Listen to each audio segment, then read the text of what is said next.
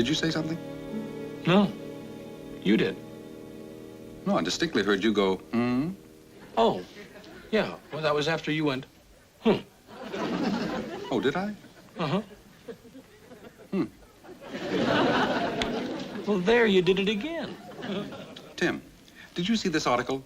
Your government is spending $2 billion on a space program that cannot possibly be successful. Uncle Martin, I have in front of me, right here, my friendly bank statement. And over here, I have my enemy checkbook. Now, somewhere between the two, a penny is lost. And the bank wants me to find it. Yes. Abraham Lincoln, lost in a miasma of devious mathematics. And you talk to me about $2 billion? Please, Uncle Martin, can we keep it quiet? And no more, $2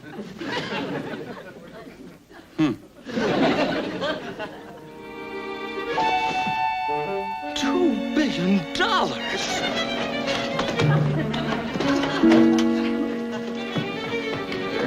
XY minus Z over pi R 19 squared. Uncle Martin, Uncle Martin. XY minus 2 over pi R 19 squared. What? What does it mean? Uncle Martin, please wake up. Abraham Lincoln. I knew him well. He was never devious. Miasma of mathematics? Uncle Martin! Uncle Martin! Uncle Martin. Uncle Martin, now look. What does that mean? XY minus 2? Uncle Martin, $2 billion. Now, if you know something that the government doesn't... Is that what you woke me up for? Uncle Martin! Uncle Martin, please, there must be a way. There is. Pay the $2 billion.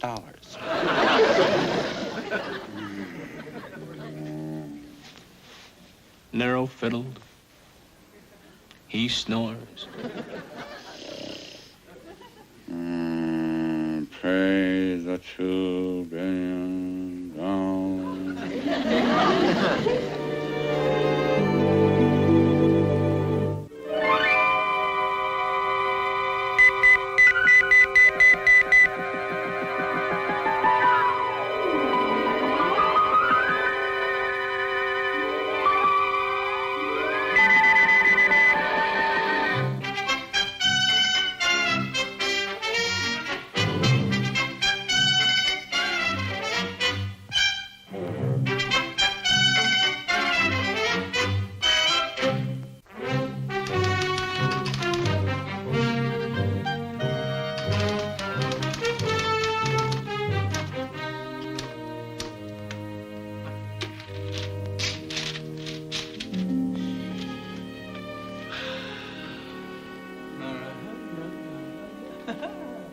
And so, Mr. O'Hara and readers of The Sun, while I am merely a lay observer breathlessly watching our race in space, it does occur to me that perhaps in our anxieties, we are overlooking XY minus 2 over pi R 19 squared. Ha. To not turn over every rock is to negate the noble achievements of our magnificent astronauts. We might as well regress to sending monkeys into orbit. A concerned reader.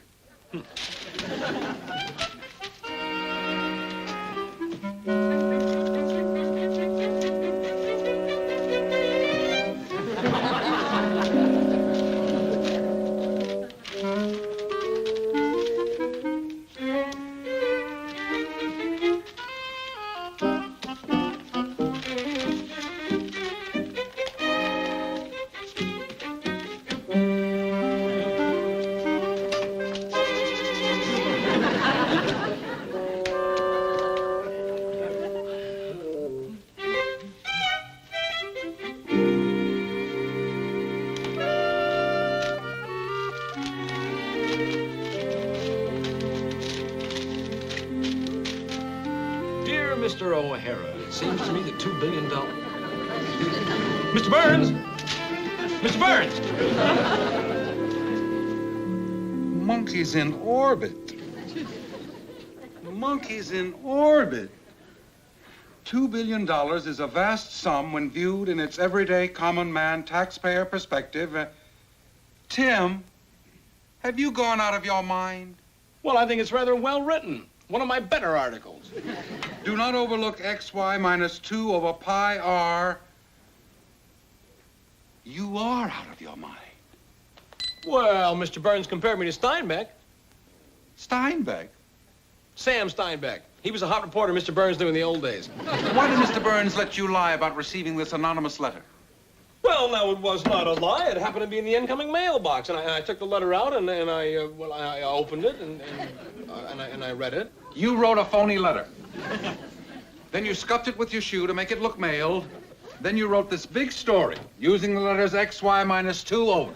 How'd you know about the shoe? I'm the Martian. I read the minds. I do not do what you do, which is pussyfooting around while innocent people sleep, kidnapping their mumblings. Oh, now, wait a sec. I can't just stand around and watch the government blow $2 billion. Tim, I told you to let them pay the $2 billion. Oh, that doesn't make sense. Tim, the great technological transitions which your country has achieved have come through honest effort and brave industry and not the naive intrusions of semi-informed newspaper reporters. Well, all right, maybe I'm semi-informed, but a little bit of help. Tim, the individual must find his way. The same holds true for a nation. When Ben Franklin was playing around with electricity, would you have wanted me to help him? And why didn't I help Alex Hamilton? He was working on it before Benny. And Isaac Newton under the tree. Would you have wanted me to yell, "Watch out"? Wasn't it better to let the apple hit him on the head and let him figure out the whole thing for himself? They're coming. Who's coming? Bye. Uncle Martin, who's coming?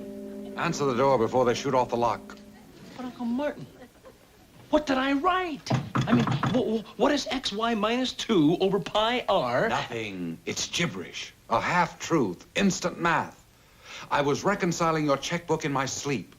You'll find the missing penny on the 4th line in the 3rd column of your statement. Answer the door. You're making it worse. Just 1 second.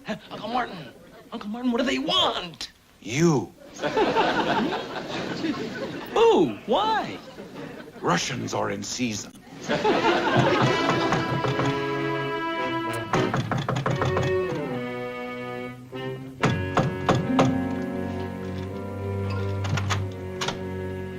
Mr. O'Hara? Mr. Tim O'Hara? Oh, yes. May we come in?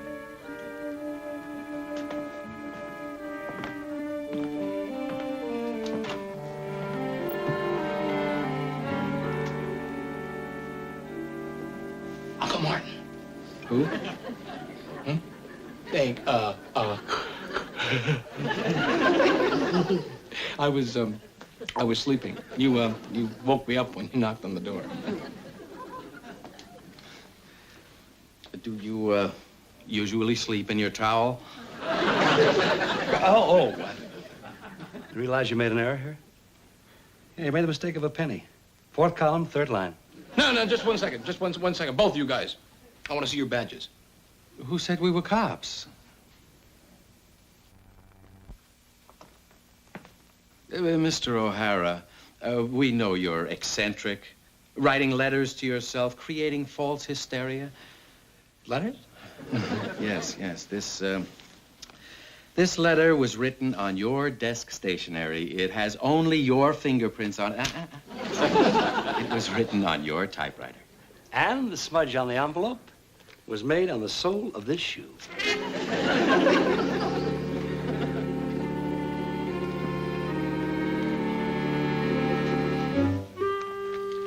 Shall we?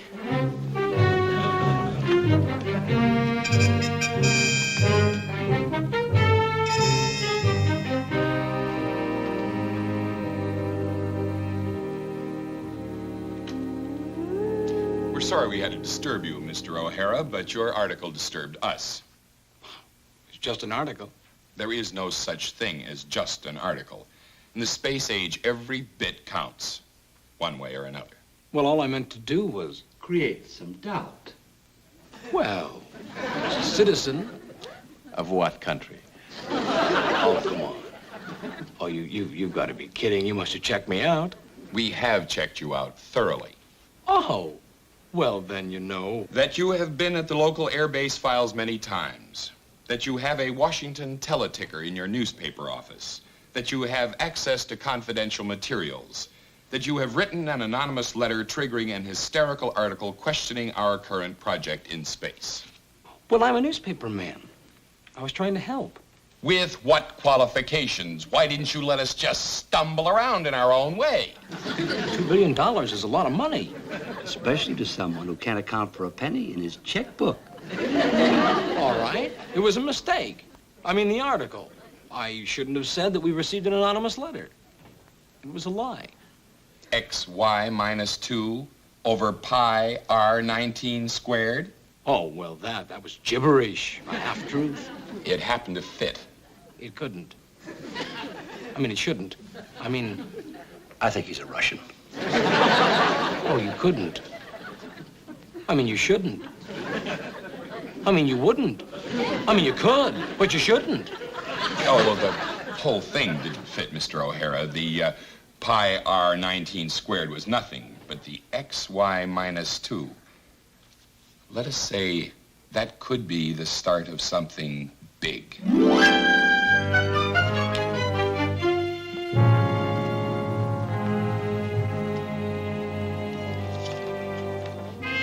What's that? A friend of ours. That's a lie detector. You don't have to do it. But we do want to send you home tonight. You really think I'm a spy? Honestly, no. We have checked on you, as much as we could in the brief time available to us. However, some questions were not immediately answerable. Now, with the help of this machine, we hope to expedite your case, and with any luck at all, close it in a very short time. Now, you understand this is voluntary on your part, and you're within your rights to refuse. Oh, no, I volunteer. I'm not a spy. I have nothing to hide. Good. Now, as I told you, we checked into your background briefly, and we have the basic essentials. Now, let's start. For instance, with your name. Timothy O'Hara. Your address? 1436 Green Hill Road. Now, tell us about this man who lives with you, Mr. Martin.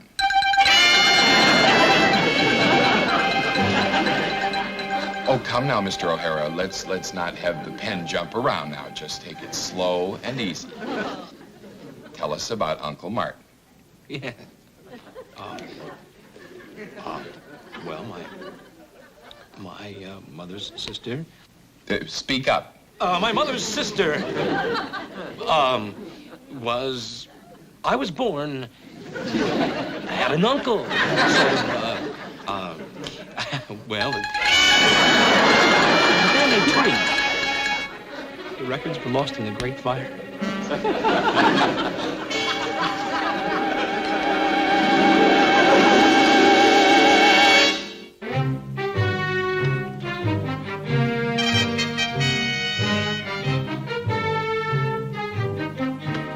I'm sorry, Uncle Martin. I just didn't know what to say. You should have told him the truth.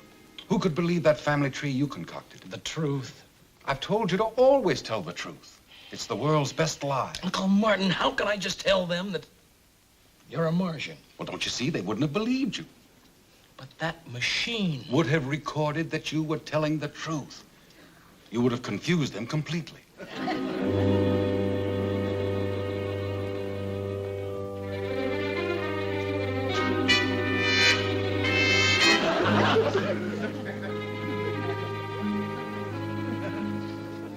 What have they got in there?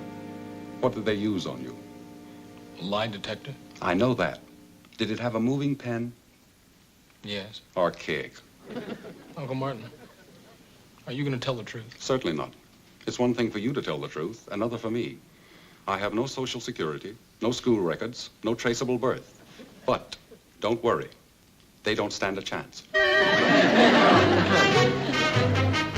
I'd like to ask that question again. Certainly. I was born in South Bend, Indiana. Tim's mother was married to my family on my half-brother's side.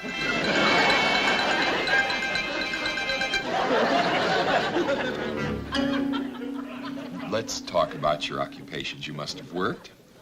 A shoe salesman, a short-order cook, a garage mechanic, a beachcomber.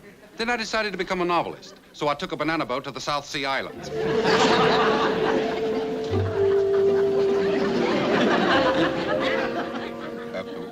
Would you mind waiting outside for just a minute? We'll call you.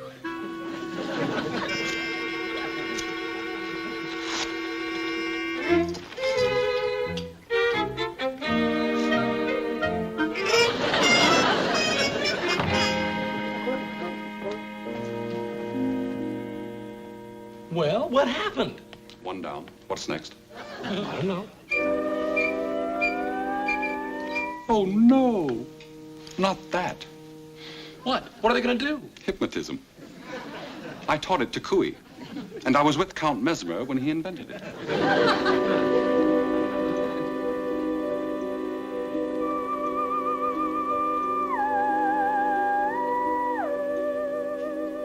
You understand this is purely voluntary.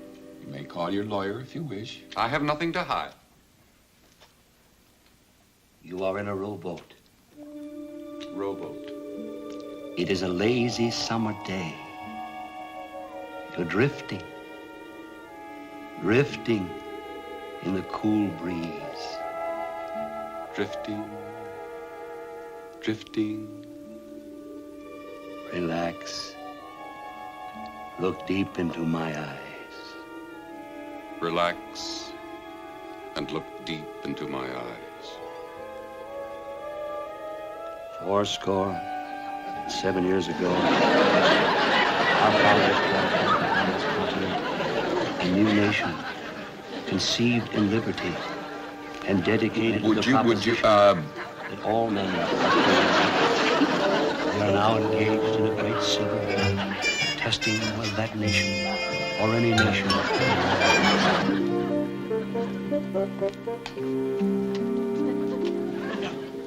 Two down. Can we go now? Brainwashing. What? Brainwashing. That's next. Can you beat it? If it wasn't in poor taste, I could phone it in.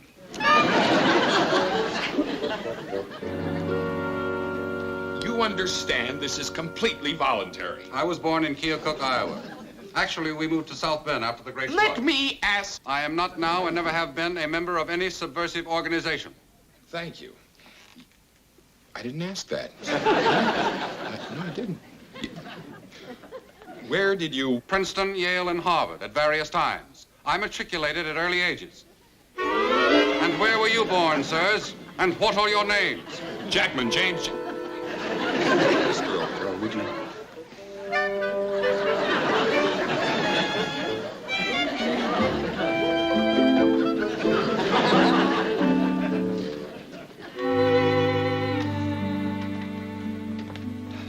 How fine. Now can we go home? I don't know. You know, what I do is not easy, especially in...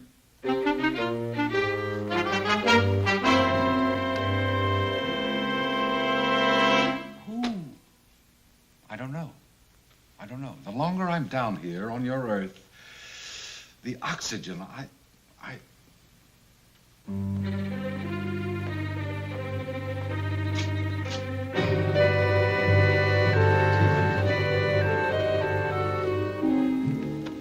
Don't worry, Uncle Martin. You'll beat him. I don't know, Tim. I don't know. It's something difficult, strange. Drug? This is Dr. Weisbord, one of our nation's leading psychiatrists. We were very fortunate to be able to secure his services, especially on such short notice. You understand this is voluntary, but since you volunteered before, we felt you'd have no objections. Is it a truth serum? A derivative.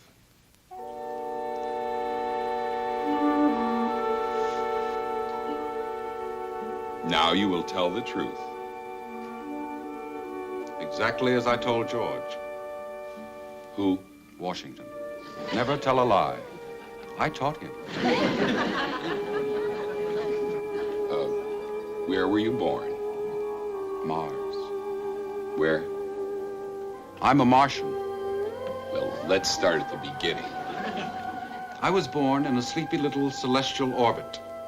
As a child, my father, who was a Glink salesman with territories on Venus, Jupiter, and other surrounding asteroids, used to take me on long weekend trips to Phobos, which is the nearer of our two moons. Oh, what fun. Just Dad and I, shooting through the silent red nights, cutting through the canals with the spray, making gigantic pink rainbows, listening to Dad's funny stories.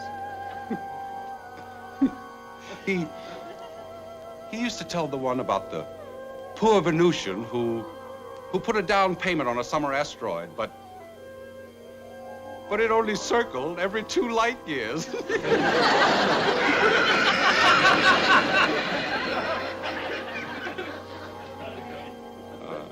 Sometimes I get so lonely because I can't get home again.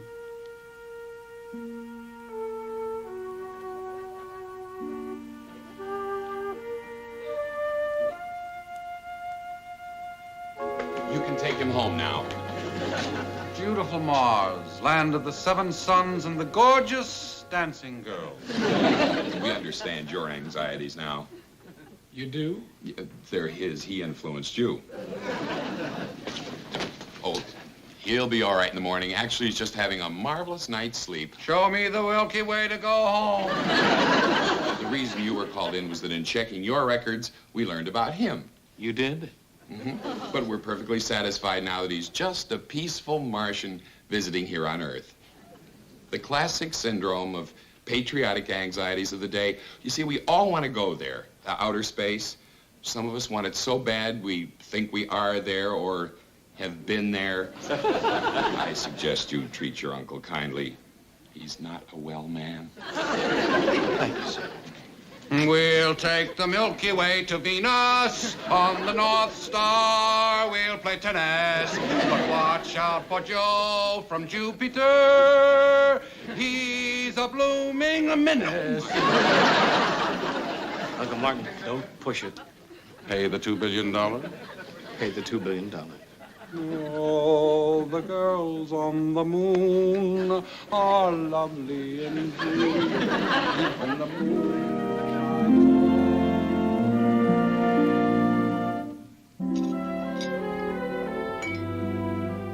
Uncle Martin, would you like anything else? No, thank you, no. I'm fascinated with your government space program, Tim. Did you read here where they've approved an additional $1 billion to the original $2 billion? That makes $3 billion. Well, I've learned my lesson. Let them pay The $3 billion. The additional $1 billion will be used for the extensive development of oxygen thermo rockets, which is exactly what they need. They're going to make it, Tim. You mean it? We're going to be all right? Of course you are. I never said you weren't going to be. It's like a child, Tim. When it starts to walk, it falls down. Then it picks itself up, takes a few steps, and falls again. But you always know it's going to be all right. You know it's going to figure out why it's falling, and that's when the child starts to walk.